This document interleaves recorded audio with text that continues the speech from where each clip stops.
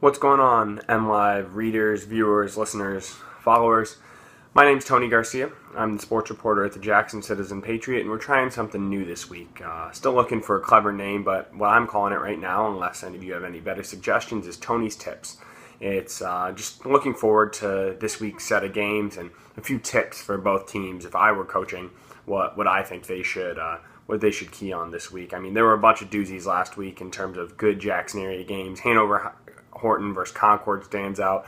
I think there were 22 points or so in the final 3 minutes, changing leads a bunch of times. That was a great game.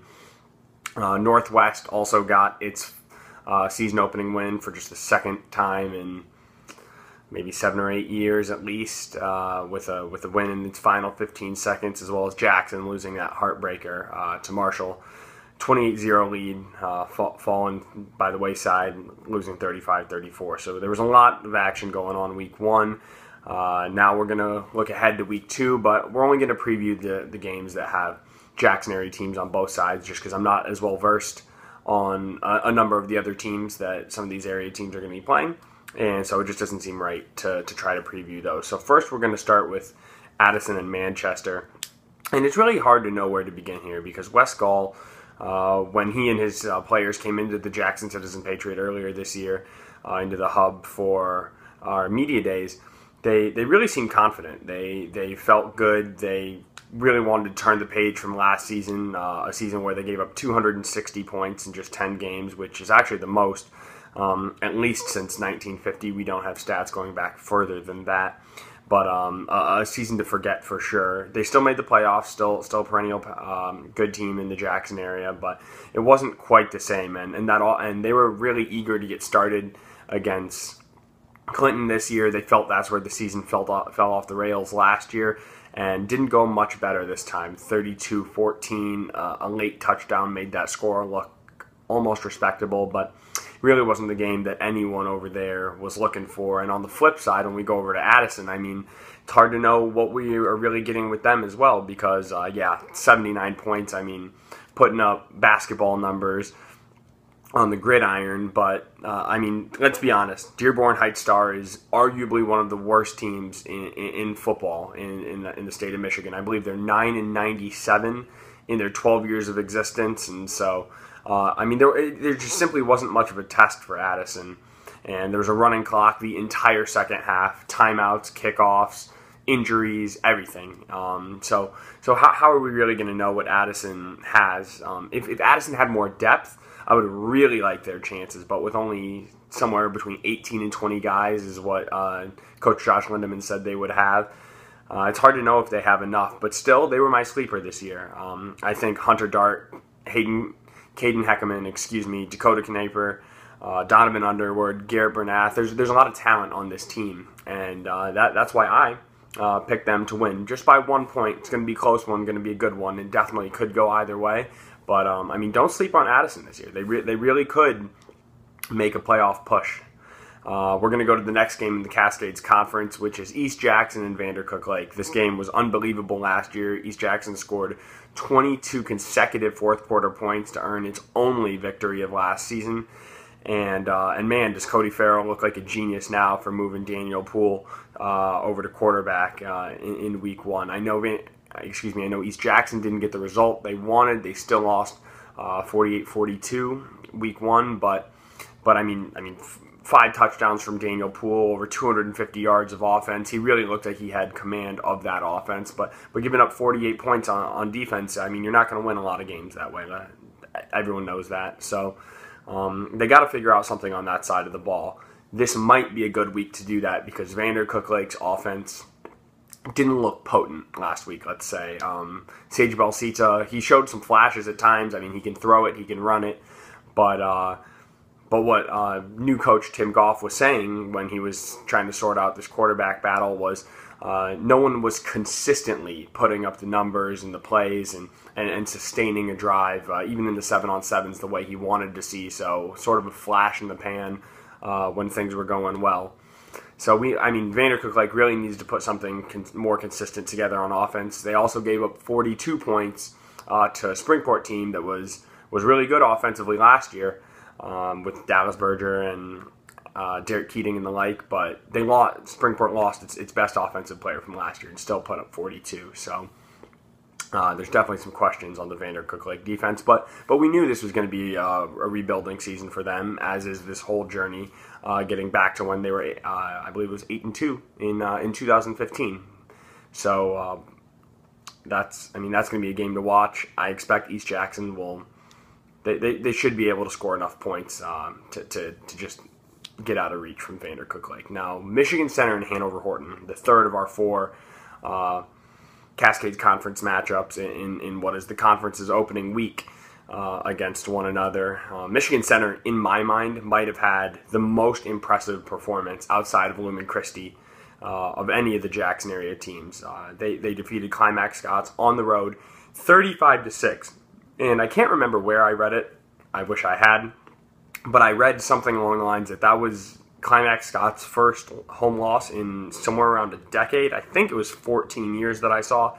I have not confirmed that myself. But in any event, I mean, Climax Scott's always in the playoffs. They can always put up numbers in bunches. And holding them to 6 points was arguably more impressive than putting up 35 points on the offensive end.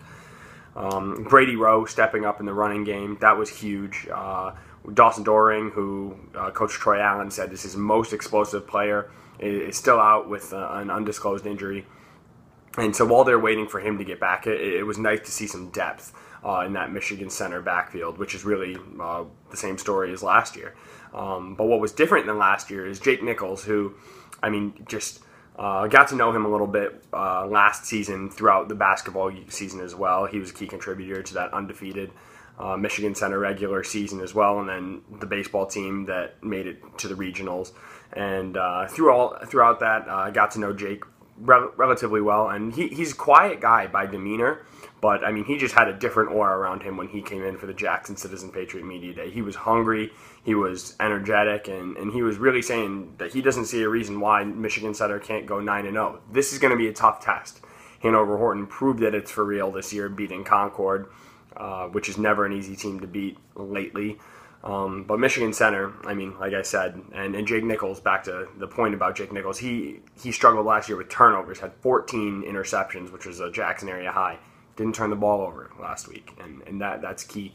But Hanover Horton's offense, that balance, man, I mean, it completely different than Climax Scots, where you really only have to try to stop that triple option. 210 rushing yards, 219 passing yards. It really doesn't get much more balanced than that. And it looks like Frank Bird is coming into his own as, I believe, in his third season as quarterback. He had nearly 270 yards of offense by himself, a touchdown as well, threw a pick, but as to be expected, anyone can throw an interception. And then Ty Lapshin and Chandler Garcia Vance keeping the ball moving and the sticks moving on the ground in the running game, combined for 125 yards. I expected a little more out of Garcia Vance, just 55 yards, but week one, I don't really think that's anything to worry about. However, what really stood out to me from Hanover Horton is Trent Hochter, freshman kicker, 3 of 3 PATs, and Booten, 4 PATs, and Booten a 30-yard field goal. That's no joke, not at this level.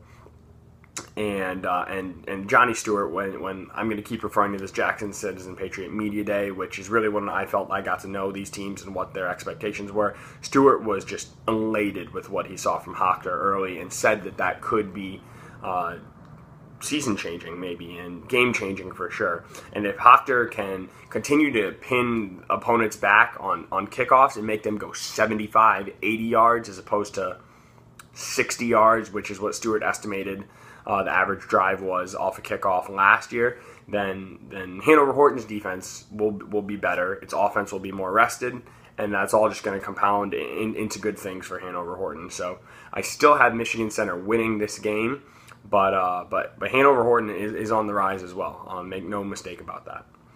The last game in the Cascades Conference is Napoleon and Grass Lake. It might not quite have that same sort of lack, a little bit of luster from last year when these two teams met in a couple really good games, especially that district championship that Napoleon won relatively soundly, which I think surprised a lot of people around the area. But this is this year, not last year, and Napoleon's got to cut down on its turnovers. It was only one game, but 4 turnovers in week 1, even against a Columbia Central defense that's quite good, is just way too much. You're not going to win games when you turn the ball over at least once a quarter. And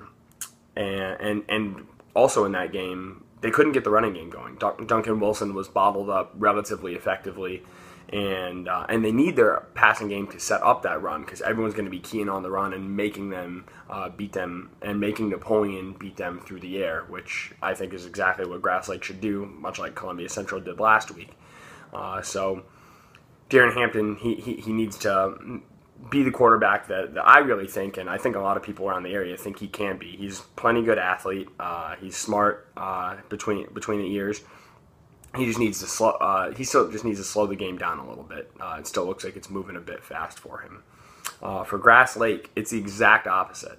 They were able to throw the ball quite effectively.